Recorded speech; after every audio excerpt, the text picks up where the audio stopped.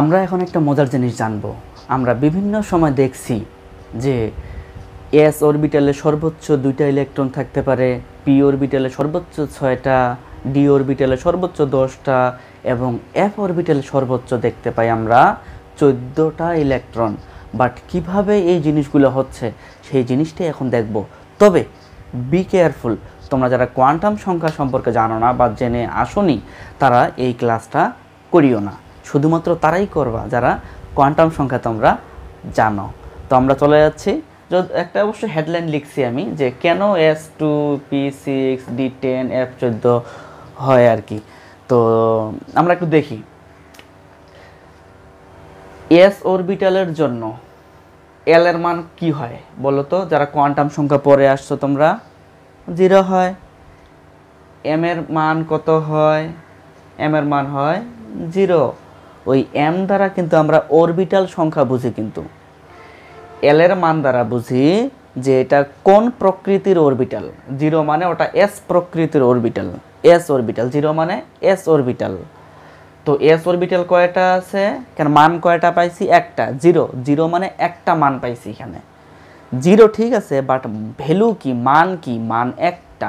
যদি এখানে -1 0 3 ইত্যাদি ইত্যাদি হইতো তাহলে বলতাম যে এতগুলো মান। যেহেতু এখানে একটা ভ্যালু পাইছি বা মান পাইছি, ধরে নিব আমাদের অরবিটাল হচ্ছে, অরবিটাল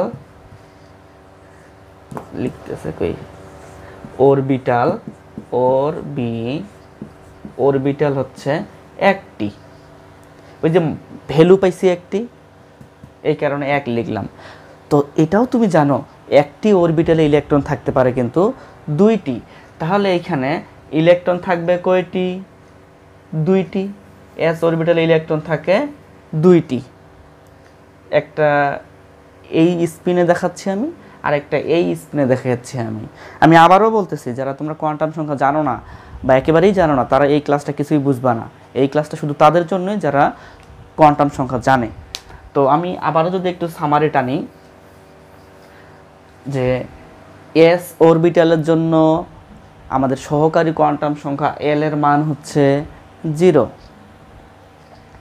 ম্যাগনেটিক কোয়ান্টাম সংখ্যা বা চুম্বকীয় কোয়ান্টাম সংখ্যার মান পাচ্ছি আমরা 0। এই চুম্বকীয় কোয়ান্টাম সংখ্যা দ্বারা আমরা বুঝতে পারি যে অরবিটাল কয়টি এখানে। ভ্যালু একটি, অর্থাৎ অরবিটাল এখানে একটি অরবিটালে ইলেকট্রন থাকতে পারে 2টি। সুতরাং এস অরবিটালে ইলেকট্রন থাকতে পারে সর্বোচ্চ 2টি, যেহেতু অরবিটাল সংখ্যা একটি। আমি জানি বুঝতে পারো নাই। আমরা আরেকটা উদাহরণ দেখি। আমরা এবার পি এর জন্য একটু চিন্তা করি। পি এর জন্য সহকারী কোয়ান্টাম সংখ্যার মান কিন্তু 1, আমরা জানি, তাই না? এবং ম্যাগনেটিক কোয়ান্টাম সংখ্যা পাচ্ছি আমরা -1 0 +1। এবার ভ্যালু কয়টা পাইলাম, মান কয়টা পাইলাম? 3টা। অর্থাৎ এখানে মোট অরবিটাল সংখ্যা পাচ্ছি আমরা 3টি। তাহলে মোট ইলেকট্রন সংখ্যা পাবো আমরা 3 × 2 = 6টি।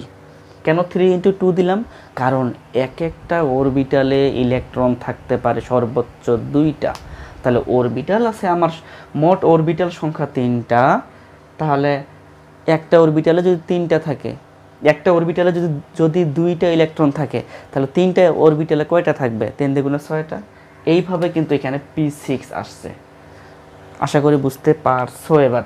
তো আমরা যদি আরও বাকি যে 2টা উদাহরণ আছে ডি এবং এফ, আমরা যদি এই জিনিসগুলো একটু দেখার চেষ্টা করি। যেমন ডি এর জন্য আমরা সহকারী কোয়ান্টাম সংখ্যা এল এর মান লিখি কত? 2। ম্যাগনেটিক কোয়ান্টাম সংখ্যার মান লিখি কত? -2 -1 0 +1 +2। তাহলে মোট অরবিটাল পাচ্ছি আমরা, মোট অরবিটাল পাচ্ছি কয়টা? 1 2 3 4 5। মোট অরবিটাল পাচ্ছি 5টা। আর একটা অরবিটালে ইলেকট্রন থাকতে পারে সর্বোচ্চ 2টা।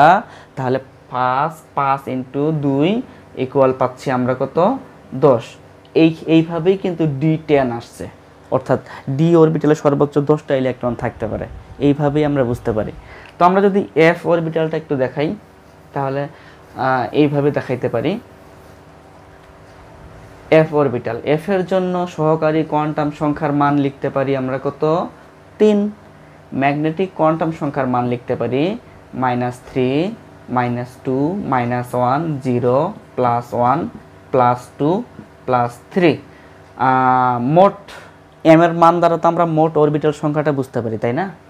তাহলে কয়টা ভ্যালু পাচ্ছি এখানে, 1 2 3 4 5 6 7। তাহলে মোট অরবিটাল পাচ্ছি আমরা 7টা, আর এক একটা অরবিটালে ইলেকট্রন থাকতে পারে 2টা করে।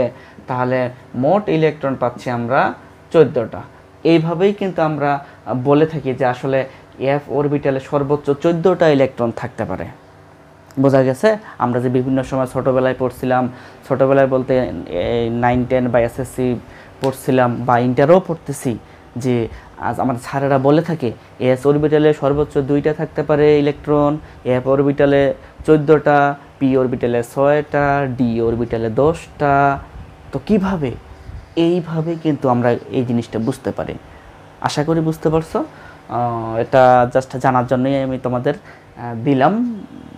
আশা করি বুঝতে পারছো। তো ভালো থেকো, আল্লাহ হাফেজ।